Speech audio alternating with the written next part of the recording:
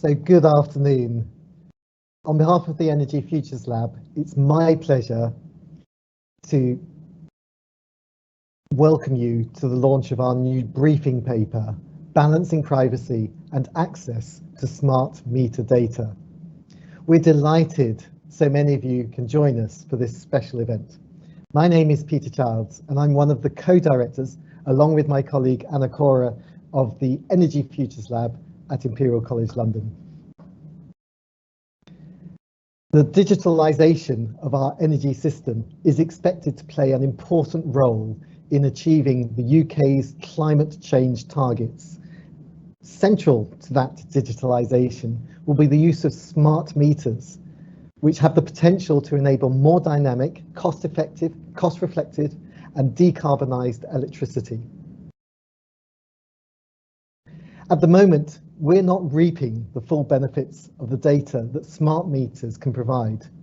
To do that, we need a new approach to data privacy, and this is the topic that we're exploring at today.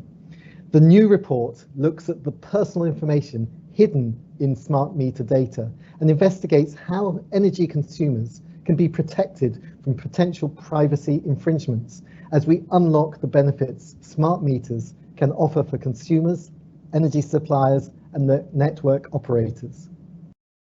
To share the report's findings and conclusions with you, we have with us today two of the co-authors, Dr. Teng and Saurab Chhachhi. Faye is a lecturer in the Department of Electrical and Electronic Engineering at Imperial and is Director of Education for the Sustainable Energy Futures MSc. Faye Teng's research focuses on efficient and resilient operation of future cyber-physical energy systems.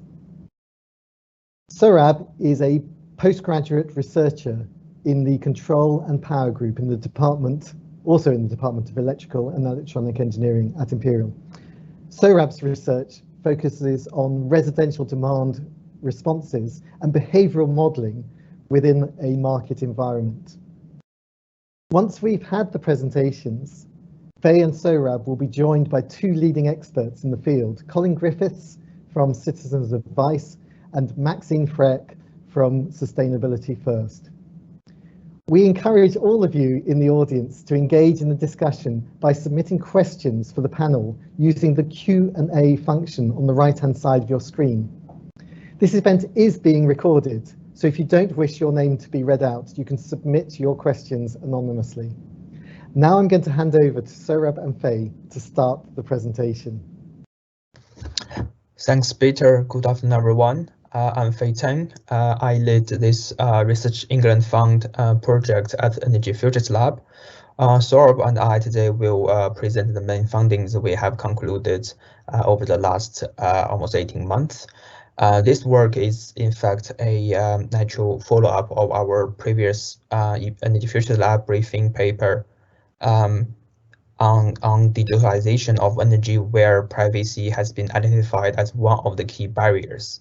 So in this report, the overall aim is to present more details on the exactly privacy concerns and also identify a few solutions that may mitigate such concern with the aim to promote wider data sharing and access. So now I will hand over to Saurab to talk more details of the briefing paper. Please, Saurab.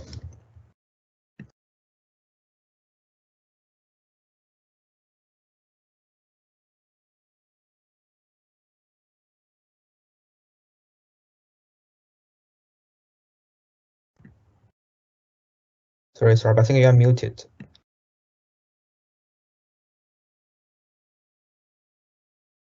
Can you hear me now?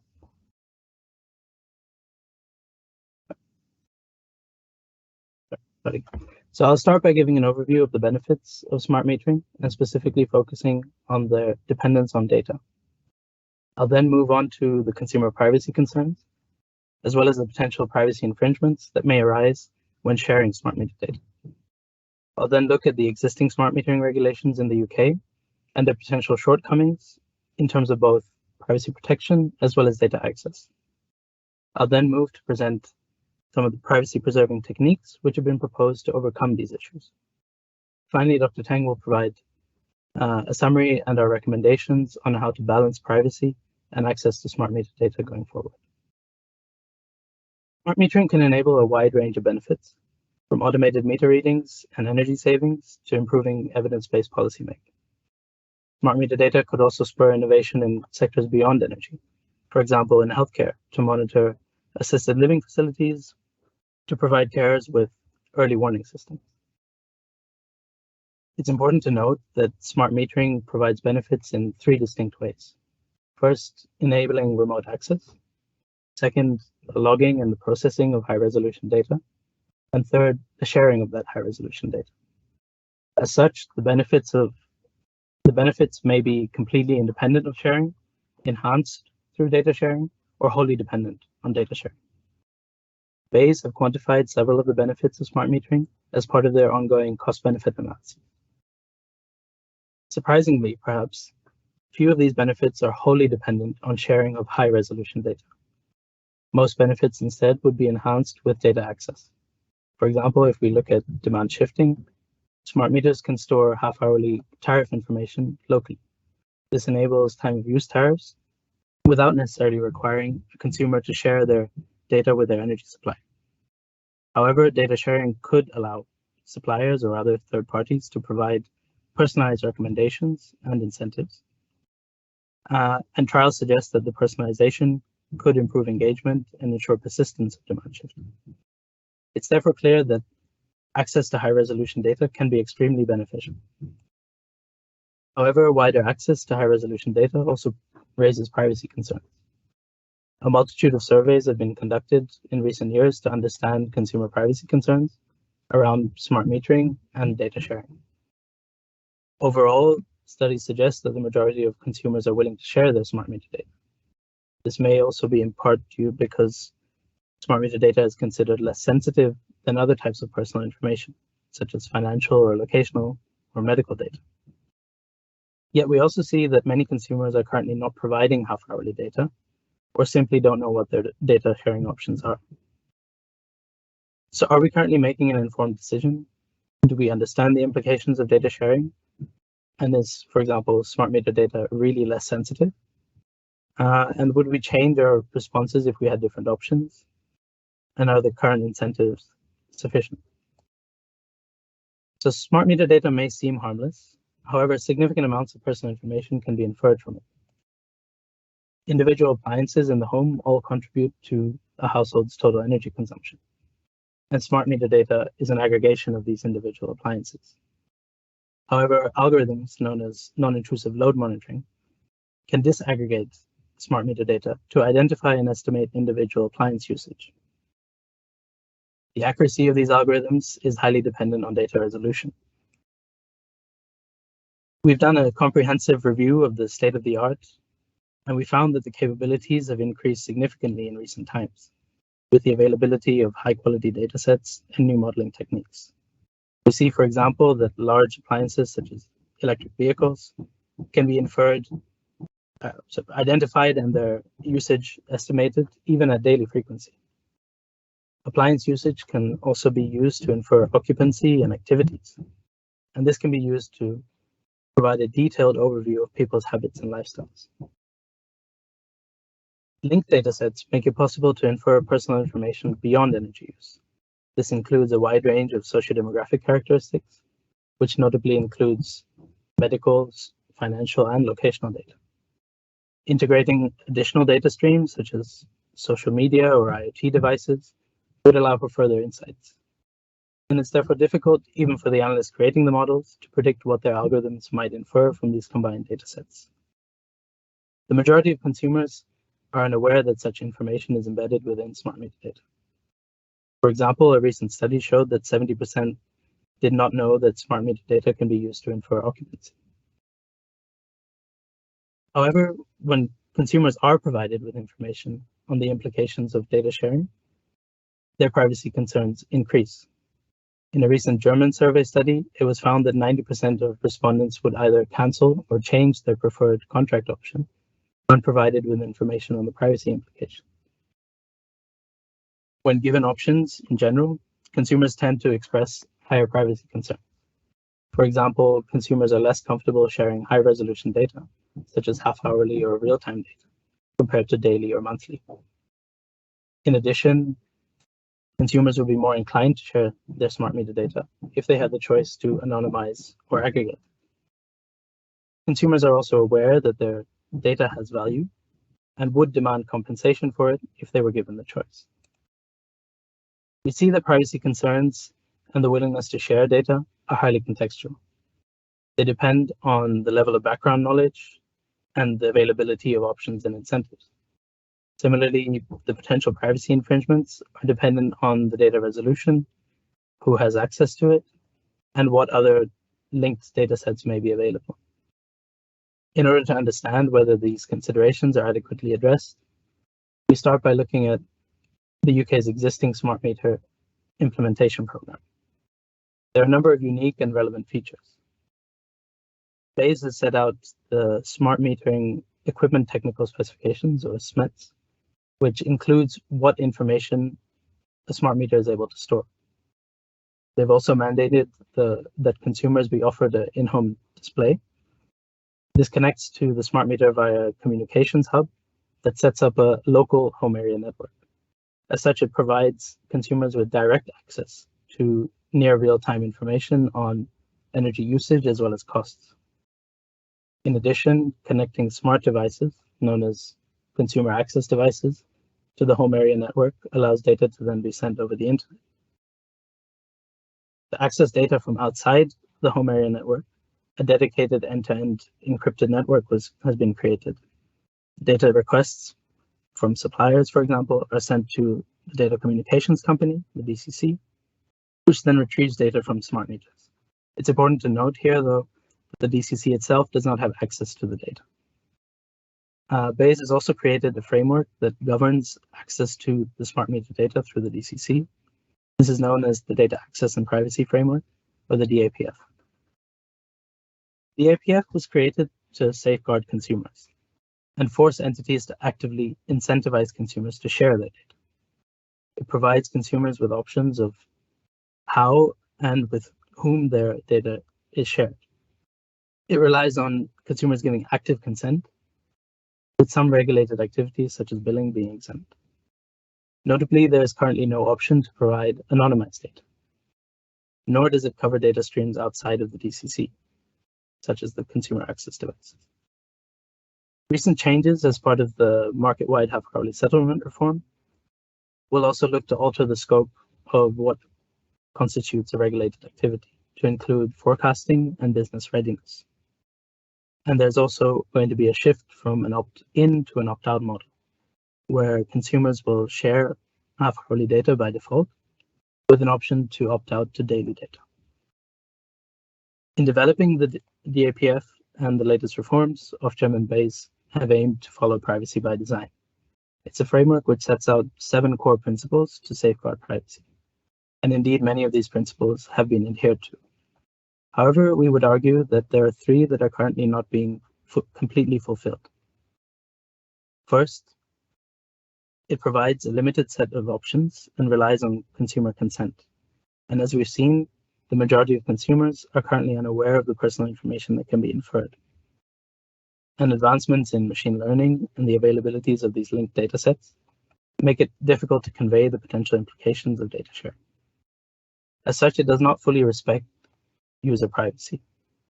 Second, it does not provide proactive and preventative protection, given that there's no means of avoiding infringements in the event of, for example, data breaches.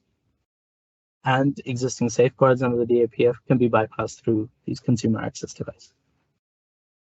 Lastly, the latest changes under the market-wide half-hourly settlement reforms are moving away from privacy as the default option. At the same time, we understand that wider access to high-resolution data is desirable. And that's where we see privacy-preserving technologies that could be integrated into the existing framework as a solution. They would provide consumers with more options, as well as ensure adherence to the privacy by design principles. It provides a means for balancing privacy and access to smart meter data. In order to assess different privacy-preserving techniques, it's important to consider what we mean by privacy. We can define privacy as having control over the personal data you share, how it's used, and who has access. In the context of the UK smart metering program, there are a number of desirable properties for a potential privacy-preserving technique to have. This includes formal privacy guarantees, such as does the technique provide anonymity, as well as additional desirable properties, like whether the technique preserves data utility or allows for preference heterogeneity. A range of privacy-preserving techniques have been proposed for smart metering. These include data obfuscation techniques such as pseudonymization and aggregation, as well as differential privacy, a technique where carefully tuned noise is added to aggregate data to hide individual contributions.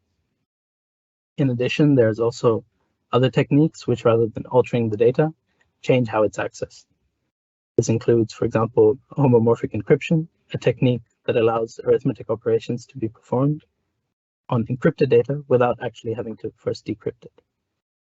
Another option is user demand shaping, which involves actually altering consumption patterns using flexible assets like batteries behind the meter to hide appliance characteristics and stop non-intrusive load monitoring algorithms. And lastly, there's federated learning and other edge-based data processing techniques. These are based on distributed learning, in which for a specific task, model parameters are shared, but the raw data is stored locally.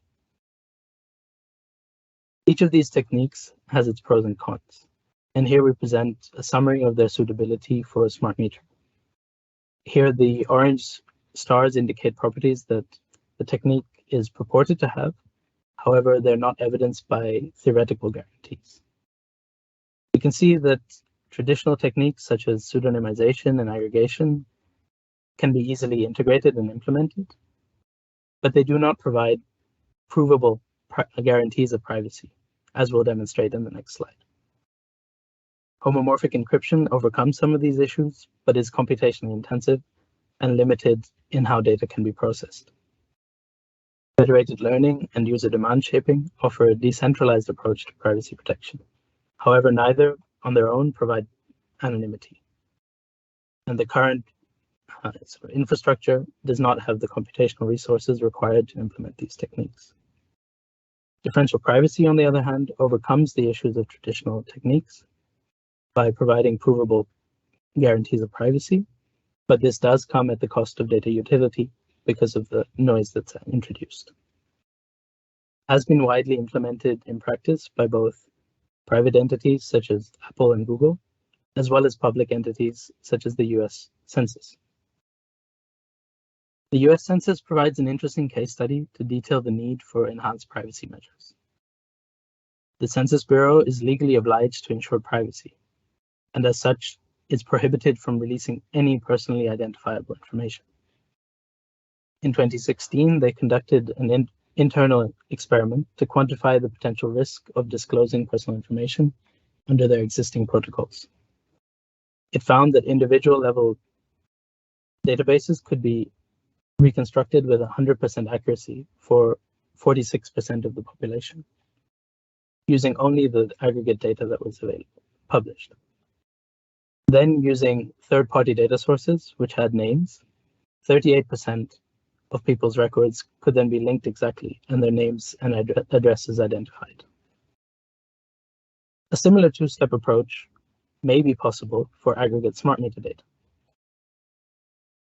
Academic literature has shown that individual load profiles can be constructed with up to 90% accuracy using only aggregate information. These anonymized individual profiles can then be de-anonymized with up to 99% accuracy using, for example, lower resolution billing data. Whether these techniques can be applied in the real world is currently an open question.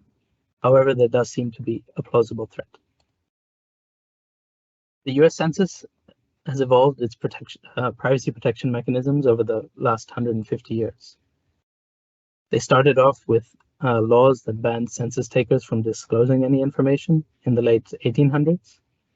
through the 1900s, where a number of aggregation and suppression techniques were introduced. However, advances in computing power and the availability of third-party data sources have meant that existing techniques are no longer able to protect against indirect disclosure. As a result, the US Census Bureau has adopted differential privacy for the 2020 census. Smart meter data regulations in the UK have also evolved since its conception.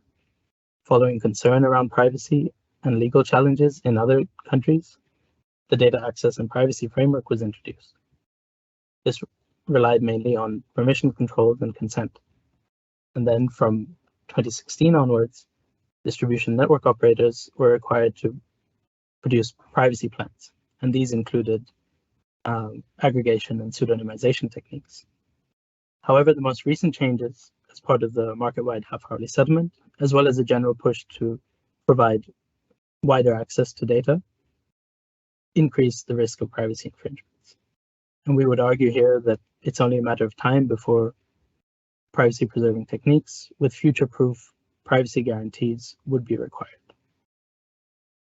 Integrating differential privacy for smart meter data in the UK would require addressing many of the same challenges faced by the US Census, as well as a number of specific issues given the nature of smart meter data and the existing structure. Aggregate data tables for the US Census are published publicly, whereas access to smart meter data is governed by strict permissions controls. However, if we do want to move towards wider access and the use of consumer access devices, we could end up with comparable risks. Unlike the census, there are a number of stakeholders involved in processing smart meter data. This raises the question of who would implement such a privacy protection scheme. Would it be a centralized process, for example, through the DCC, or a decentralized approach led by, for example, suppliers? The US Census is a static database, published once, whereas smart meter data is continuously generated, producing a dynamic database with data being correlated in time. As differential privacy introduces noise, determining the trade-off between privacy and data utility remains an open question and is a highly application and domain specific. I'll now hand over to Dr. Teng, who will provide a summary and our recommendation. Yes, thanks, Saurab. Yeah, I'll just summarize what we have been discussing and then provide some recommendations that we have been proposing.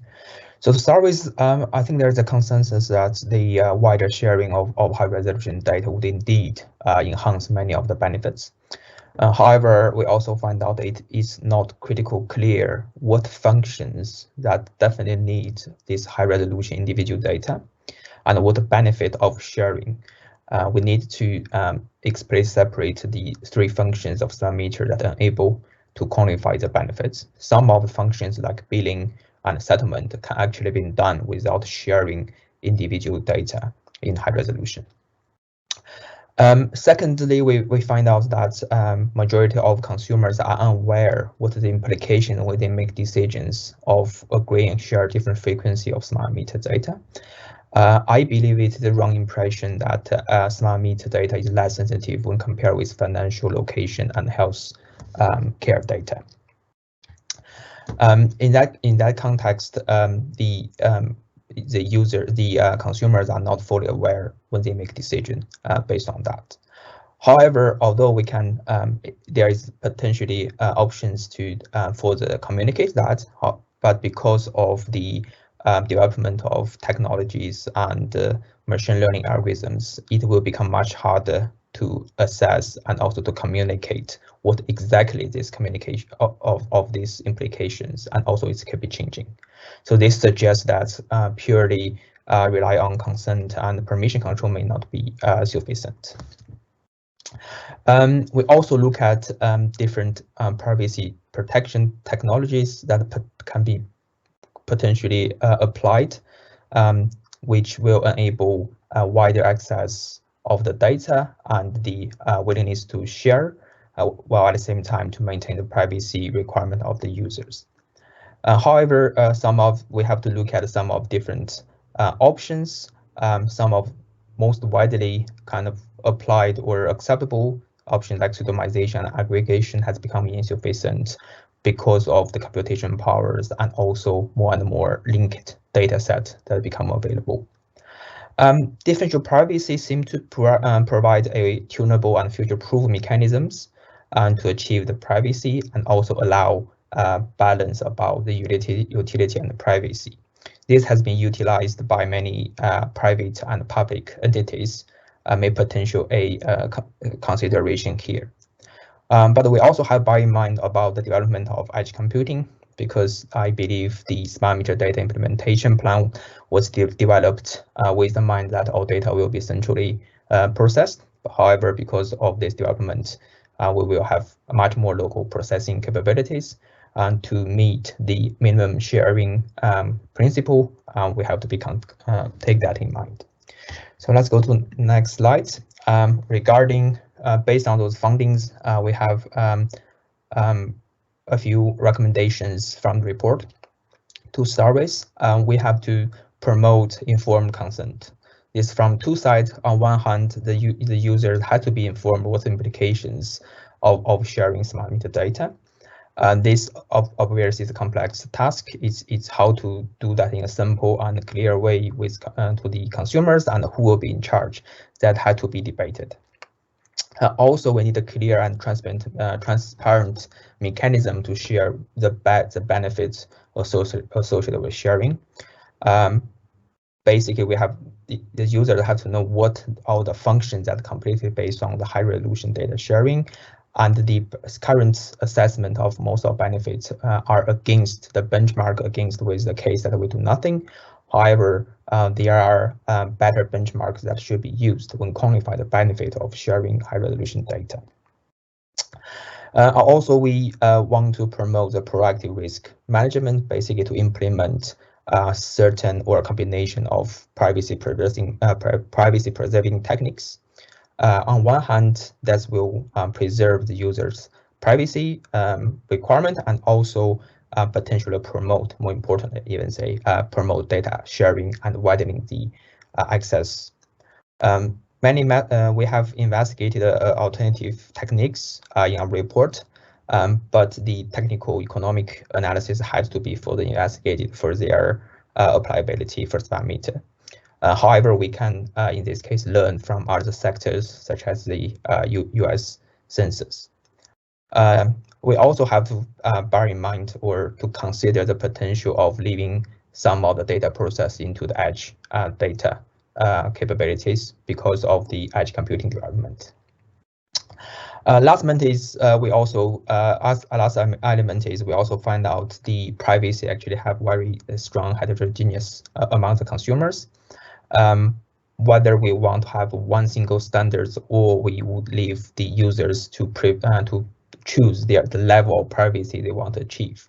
This is mainly linked many of these privacy preserving frameworks like differential privacy. There will be a balance between utility and privacy. By allowing users to explicitly express their preference that may enhance the benefits of smart meter. Also, there will be need to be a incentive mechanisms for consumers to share their data. As far as we look at most of current cases, sharing data would not directly bring any benefits for the people when compared with consumers without sharing that. So whether there will be a joint data and energy market is one of the options that can be investigated. Okay, I think that's will be all from us. Thank you very much. Saurab and Teng, thank you ever so much. I'm delighted now to introduce our two guests who are joining us for the panel discussion. Firstly, we have Colin Griffiths. Colin has over a decade's experience as a smart metering policy lead at the statutory consumer watchdog Citizens Advice. In addition to smart meter data policy, he also works on consumer data issues and consumer attitudes towards the experience of data-derived services across the economy. We also have Maxine Freck. Maxine has a long background in energy regulation and smart metering. She was previously at Ofgem, and most recently as Senior Partner Networks, and led on smart metering and consumer issues, including secondment to the Department for Business, Energy and Industrial Strategy on the launch of the smart metering programme. She now works as an independent thought leader and consultant. She is an associate with the charity Suitability First, where she led their public interest advisory group project on access to smart meter data for the public interest.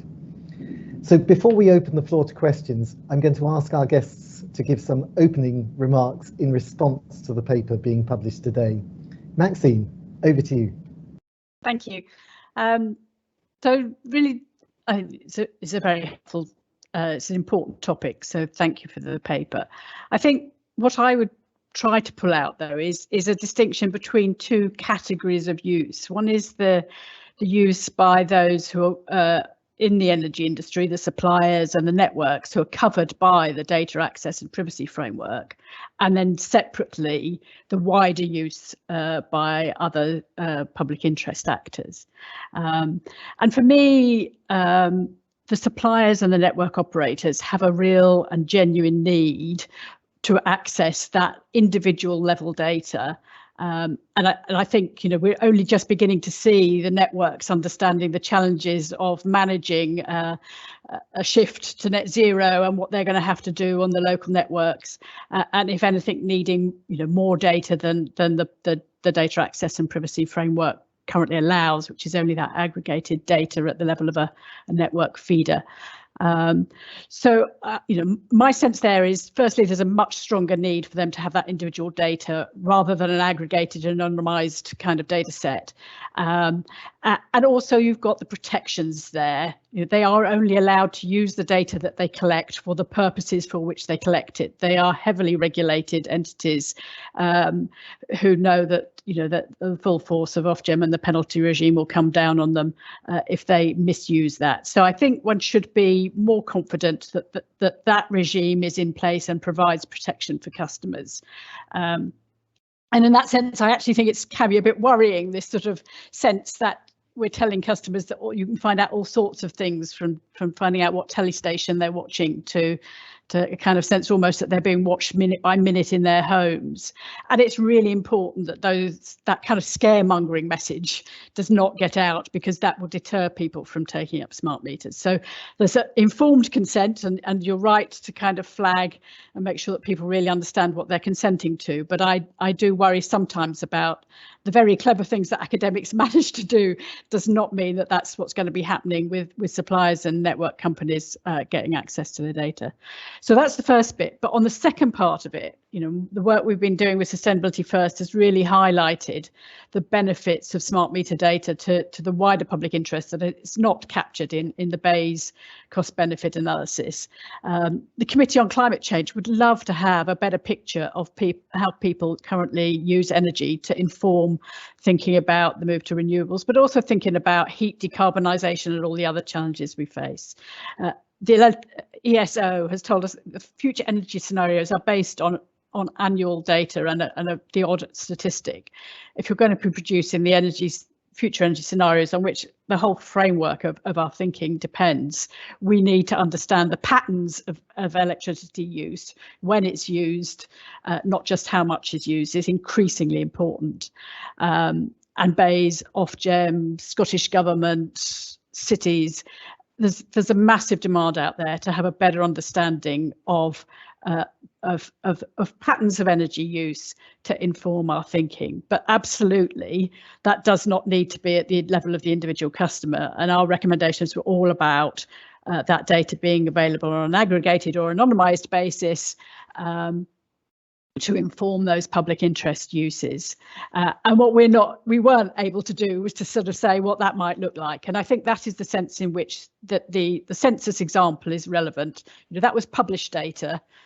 The suppliers and the networks, going back to them, do not publish the data. They just use it themselves. They can't sell it onto third parties. The US Census. I'm going to stop you full stream, because we're going to draw out more from you in a moment. Colin, if I may, can I move over to you just for a... No, just saying, I agree with it. It's useful for that latter use case. Brilliant. Thank you, Maxine. Colin, over to you. Hello. Hopefully everyone can hear and speak to me. I'm suffering a bit of delay on my laptop, but no one's posting any alarm messages in the chat, so I'm assuming you can hear me. So first off, I would like to thank you for doing this work and for inviting me along to talk about it. This kind of work has all the things I like. It starts with the more nuanced, balanced take that acknowledges that the reason for smart metering is primarily or entirely about data, and you need to have that data in order to realize all the benefits that are on there. And the benefits for consumers are significant. As you won't be surprised to learn, and as was mentioned in my intro, Citizens Advice, the statutory energy watchdog, so we take a particular interest in this. Our phone number's on the back of every energy bill, so we get a kind of continual flow of questions, concerns about smart metering. And one of the ones that always comes up is questions about my data, and it comes out very clearly in research as well, where he talks a lot about consumers not quite understanding this. The more data derived a service, the less innately graspable it is for people. And therefore, one, the more work needs to be done to explain it. And two, the more potential there is for doubt and distrust and cynicism, which, to be candid, isn't helped when it involves large companies with whom they might not always have the best relationship with anyway. But I would never want to downplay the huge potential benefits for consumers that smart metering has. But, and Maxine touched on this a bit as well, you also need that trust. So there's the kind of the fear of scaremongering about it and undercutting that trust. But also there's obviously important work that, you know, the regulator, that BEIS and the industry itself has to do to ensure that they have that trust. There were a couple of little things in the report that I was just going to pick up just because they're kind of interesting nuances. So one of the things I noticed, and I was very grateful you cited us for some of our research about how many consumers are opting in and out.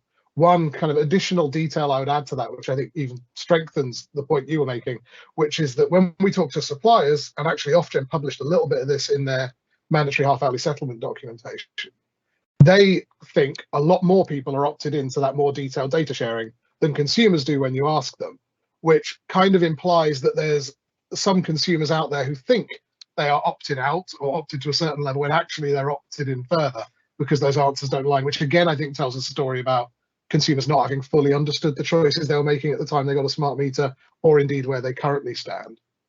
The other point, which I think gets to the heart of a lot of the policy discussions here, is the one, I believe it was a German piece of research that was cited about once people become aware, they become more concerned, and the kind of the considering opting out block in that bar chart grew. And that matches our research. I mean, we do a lot of quantitative research, but we've also done kind of qualitative, and I've sat in at least a few focus groups watching consumers, and you'll see that moment where they're discussing smart data and they kind of start off going, oh, well, it's just my meter readings, isn't it? And then you kind of get one person in the room who says, well, actually, if it's that detailed, they could tell if I'm in or out, and they could tell these things. And suddenly you'll see the room go, oh, hang on, you're right. And you do see those jigsaw pieces fall together when people learn more. And I think that's been a bit of a double-edged sword for us, because certainly in my conversations with industry and elsewhere, I mean, with the regulator as well, there is sometimes an instinct of, on one hand, we are very strong advocates of, we want properly informed consent, we want people to actually understand this. And it's a point Maxine made as well about getting that balance between that and telling them what this can do and not scaremongering. But quite often I'll get the response of, as an advice agency, we have to write advice for people and explain this to them. And we'll be trying to piece that together, especially for the half-hourly settlement stuff that's changed recently. And I'll often get the response of, well, can you not tell them that because it might make them worried and then they might opt out? Which is kind of running against the idea of let's make sure they're informed. It's more, there's so much worry about alarming them. And I think actually that is a needle you can thread, and you can do that responsibly and make sure people do understand what choices they're making while also not being needlessly alarmist about it. Colin, you have made. Am I out of time?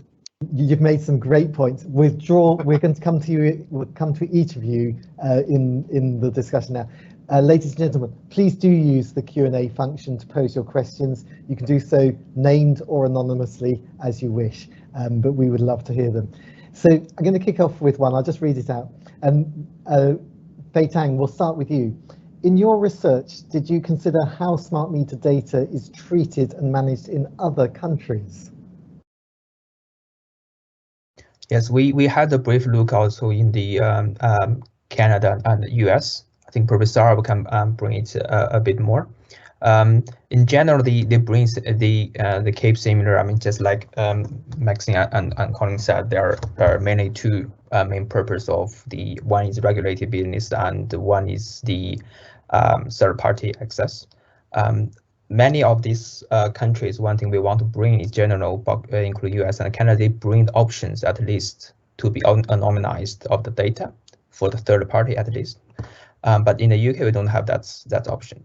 So overall, the reason that the whole story I want to give is basically we want to use protection or anonymization techniques to promote people sharing data, even they know what's the data information. That's the whole kind of idea of the report. I don't know if Saurab want to add a bit more details. This is good. This is good. I'm going to see if we can do many of our questions. Colin, the second one's for you. Consumer concerns about how smart meter data is used has been one of the key issues which has led to consumers refusing a smart meter. And you began to talk about this. How would you suggest consumers are made aware of privacy risks and protections? Yeah, that's a fun one, and it's something that is my job as Citizens Advice is making people aware of. What we've tended to focus on, and it's worth mentioning that we are very for smart meters, we think they're a very good idea, we think they're very useful, is that empowering end of it. So I've always been quite a big fan of the DAP, the Data Access and Privacy Framework that was created by Bayes. I believe Maxine was involved in that as well. And in that point, I think what we liked about that was that there was that consumer leverage. And certainly, as someone who's watched calls and gone through when we talk to consumers, when you get people with those concerns, one of the quickest ways of placating them is to say, you've got some choices here. So if you're not comfortable, you can make that shift. And there's tons of academic research out there that actually, once people feel they've got that control, they're much more keen to opt in the first place, and that gets them to where they need to be. So I do think that one's crucial. And I do think, to be honest, I think anything that kind of messes with that or alters that makes life a lot harder for reassuring consumers, because if you're kind of saying, because people do tend to think of this in terms of their rights. This is empowering me, this is my choice. And we do find a lot of people get a lot more confident about smart meters when you can say, oh, well, if you want to, if you really don't trust that energy supplier right now, you can opt out down to here. Some of the recent stuff, the developments, especially around, allowing it for business readiness purposes by default, has made that a bit muddier, because then it starts getting into things like research and development and trying to define those terms, which can be difficult. But overall, I would say I think you do a really good job reassuring people with making it more of an empowering angle and giving them that transparency and control. Fantastic. Saurab, next question's for you, if you don't mind. And you've done the heavy lifting in today's event, so I want this one to come to you. When do you think enhanced, no, actually this one. What work has been done on differential privacy for time series data specifically? Well, that's a good question, because I would say that that's still kind of in the research phase. Differential privacy for sort of static databases is now used quite widely, as we cited some of the examples. But for use in sort of dynamic databases with time series, there is another element of, because of the correlations across time, if you want to provide a provable sort of guarantee of privacy under the sort of mathematical framework of differential privacy, you need to take that into account. And that's something that's still kind of an ongoing process, although there are examples out there that could be implemented. Colin, if you don't mind, I'm going to come back to you. When do you think enhanced protections on smart meter data should be introduced? Sorry, I am. Oh, why won't it unmute? Can you hear me? We can indeed. Go for it. Brilliant. Sorry, my screen is telling me I'm muted, but apparently I am not. So apologies for anyone who just heard me grumbling there. Ideally, as soon as possible is my answer to that. I think it's, again, it comes back to that reassurance piece. The more we can say to consumers, look, this is in place, these processes are in there. The DCC, for example, is doing some very early, very nascent work on using their metadata on fuel poverty. And the first thing they did on that was, we can anonymize it as it comes through the pipe, as it were. So it kind of arrives anonymized and appropriately dealt with, rather than this world that we've kind of ended up with network plans a little bit, and we might end up with on half-hourly settlement, where it's more, it arrives completely unanonymized, and then there's a rule that just says, well, at some point, please anonymize that. It's those kind of reassurance. I think if you can build these things in and bake them into the system, it is far preferable. It also means you've got a much tidier, succinct message for consumers. You can just say, absolutely, don't worry, that bit was anonymized. This bit was handled responsibly, and we can talk about it that way. Maxine, welcome back. Sorry about that. I want to give you the next question and give you the opportunity to engage. So if many consumers have granted consent to other data sources that have similar privacy implications, such as our phone, our browsing maps, even our auto lawnmowers, do you think we should present smart meter privacy risks compared to them rather than in isolation? So it's sort of aggregation of risk. Yeah, so I was, one of the questions that I had in my mind was sort of how this sits alongside all of those other risks. And to some extent, the risks are greater if the data can all be put together, which is what the paper highlights. But I did have in my mind a question of, so you can find all of these things from smart meter data, but actually if you really want to know if somebody's in, is that information already there because they're using Google Maps and everything else? So how much more do you get from the smart meter data compared to what you get from all of the data that everybody now shares? And that's a big difference. If I wind back to when we were thinking about the data access and privacy framework 10 years ago, there was a lot less general sharing going on. So how much more risk comes from the sharing of your smart meter data compared to other things? But I think it is that, and I think Citizens Advisor well placed, kind of put this in the context of everything else that customers are sharing. And I think that is an important message. Colin, do you want to add to Maxine's comments? No, I think that's accurate. I think more and more people are sharing. I do think actually the Google model is an interesting comparator, because one of the things that often comes up when we do research is you'll get people who say well, I've got my free email and I've got my free maps, and I'm aware that Google are making a lot of money, and I don't quite understand that how I'm part of that. And I know I always remember it, we got one person who got in touch with us and they were particularly upset about their smart meter. They were very much an extreme case. I do not want to present this as like the average consumer, but I always remember someone who called us up saying, I want my smart meter removed and I want to be reimbursed for the value of the data it has collected thus far. Because there's this kind of awareness that it's got a value, but they don't really know what that is. They don't have a numerical value on it. And I think actually with energy supplies, it's getting trickier, because actually if you gave people a list of companies and how much they trust them, at the moment especially, energy suppliers aren't faring great on that list. I'm sure there are some suppliers on the call. I think that's probably fair to say. And that makes things more difficult, because you will get people who will say, I'm very happy for my data to go to a university for research purposes, or to an energy efficiency company to help me get a tailwind. But actually, it's not my supplier I want doing that. I want it kind of over there and making those choices, which again brings us back to those kind of defaults and being able to choose where your data goes, and also being able to choose, okay, you can get anonymized pooled data or whatever and run things that way. But yeah, I do think people do compartmentalize where they're sharing data. But this is kind of the big data pool for energy suppliers. And I guess that's the extent of what they get to use it for, and what they don't is always a challenge. We're going to go to Teng now, just to add to that, and then we're going to get to the sort of net zero topic, and Saurab will bring that one to you. Teng. Yes, some colleagues mentioned about the trust issues. Yeah, one thing we have been finding is for this privacy techniques not necessary to be applied in either regulation from government's body. Some of the supplier retailer may proactively implement some of this kind of schemes for them to enhance the trust. For example, Apple and Google, they implement privacy protection. That's not because regulation is they want to win the trust of the consumer. I just want to add that is, imagine one supplier is a first mover in this line. What the reputation and trust would bring. Can I add one really quick thought to that, which is just to say that in my experience from working with kind of tech sector companies and utilities, networks and suppliers, it is, I think, fair to say that you've got one block of companies who were born in this space and they understand how consumers feel about it. They do quite a lot to reassure it.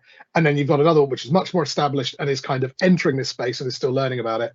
And I certainly have had conversations with where the attitude towards the kind of things you're proposing is very much, I remember one particular energy network saying, well, why would we need to anonymize it? Do you not trust us? Are you calling us criminals? And that was the kind of line of reasoning they took. It was a very defensive, well, of course we'd have all the data. We're a good old-fashioned network and this is just stuff we have.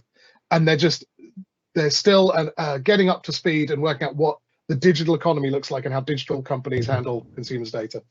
We're going to come to digital literacy in a moment. Saurab, there's a question in the framework of climate change. how can smart metering technology contribute towards net zero? And you gave some data financially, but how much can it really help us? I mean, we didn't go into too much detail in the presentation, but there's actually quite a bit more in the report itself. But there's a number of different ways in which smart meters, and specifically the data that they produce, can improve our goals towards net zero and decarbonization. So, for example, if we look at one of the big things is the projected energy savings. So, if people are, given this in-home display, and then they can see how much is being used and also what it costs, they can also try and identify where they might be able to make savings, and therefore reduce their actual consumption. And just to add on to that is, specifically where the data might be useful is, trials have found that when people are provided with these personalized recommendations for the disaggregated load to say, like, this is how much your washing machine is using, that actually may increase the energy savings. So that's kind of one of the concrete examples, but there's a lot more. Thank you. Maxine, I'm going to come to you. The question about technology literacy, data literacy, do we need to provide, I don't know, more? How can we help each other in terms of technology literacy and data literacy? I'm not sure that I know the answer to that. I mean, I think one of the things is, so there's a bit about understanding, what you're consenting to, and I think we've explored that. I think the other piece is sort of the tools to help people understand the data that they're being given. So kind of almost going back to the net zero question, there's a lot of data there. How can customers be helped to understand that data? And I think that's one where either the suppliers need to step up to the mark and do a bit more to help make that data useful back to customers, or we are going to want to see third parties coming in where customers should be, actively choosing to share their data with those third parties who can actually help them work out whether it's the washing machine that's pushing their bills up, to help them understand the different time of use as we get more sophisticated, time of use tariffs. And we really have, back to the net zero question, for me, 10 years ago, the big thing to do was to help people reduce their energy consumption. The big challenge now is to think about, how we incorporate more renewables. If we want to get to a fully renewable grid by 2035, we have got to have people, the demand side, participating. We've got to have people shifting when they use energy to use it when the wind is blowing and there's abundant abundant cheap green energy.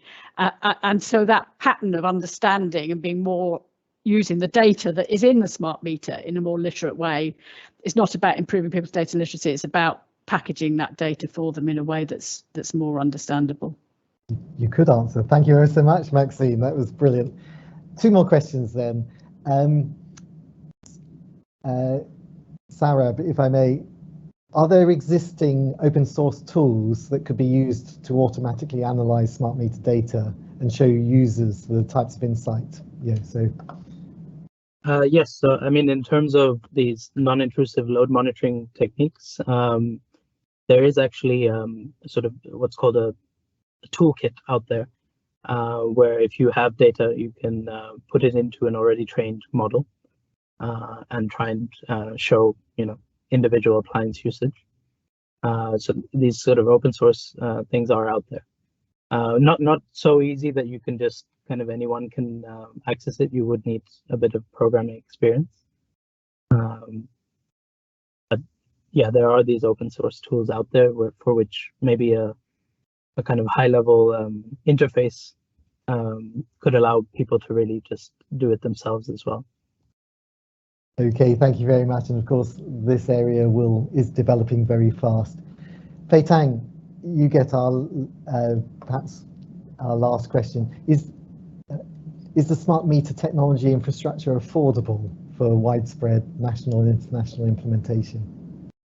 I think that's a good question. I'm not really in the kind of angle understand the cost, but I want to say is the smart meter is can be seen as a hub because some of us mentioned that we are not fully utilize the smart meter capabilities. Now we are only seeing it as a data collector and the transmitter, but they also, I mean, the options to make it smarter that linked with demand response, for example, or even process some of data locally. That will solve both the privacy and also you can access the information. Current, I think the requirement is the SMIP2 requirement is in my mind is in the lower side of a technical capability. Smart meter can do much better than that, and coordinate the whole energy utilization in the household level. I know there are companies that are developing more smart meters. I say that's potentially bring benefit. However, considering, I mean, we are getting into this net zeros that I already mentioned, we do need the consumer engagement. The smart meter, I think, is the gateway to get consumer engaged. So I think will that cost? Yes, it will. But compared with purely use supply side solution, I think that will bring down the cost to getting into the net zero. Okay, fantastic. Saurab, do you want to add to that in terms of affordability and accessibility? You'll need to unmute. Yeah. So I mean, in terms of the smart meter infrastructure, so the actual meters, I think maybe Bayes is probably the best place they do these ongoing cost benefit analyses. But maybe I could just add on sort of specifically on these privacy preserving technologies that we've looked at. There is a range of costs. So, you know, the sort of traditional techniques could be implemented through a sort of centralized mechanism, which wouldn't necessarily bring about large infrastructural costs. Whereas the other techniques that, you know, it's federated learning and these other more distributed approaches would require, you know, an increase in computational capacity of the smart meters themselves. And that would be a huge overhaul of the system. So. Saurab, we know you're an expert in this. Thank you ever so much. So Teng, Saurab, thank you for contributing towards the report along with your co-authors, Pudong, Jemima and Denise. And Maxine and Colin, thank you ever so much for joining in the panel discussion and adding real insight to this topic. This brings us to the end of today's event. We hope you found it useful as an introduction to the briefing paper. If you haven't already downloaded the report, you can do so using the link in Q&A, and you'll also find a link to the Energy Futures Lab at Imperial and our website, where you can find our previous briefing papers and reports. So we hope very much that you'll join us again for future Energy Futures Labs events. But for now, that's it. Have a great day. Thank you very much, everyone.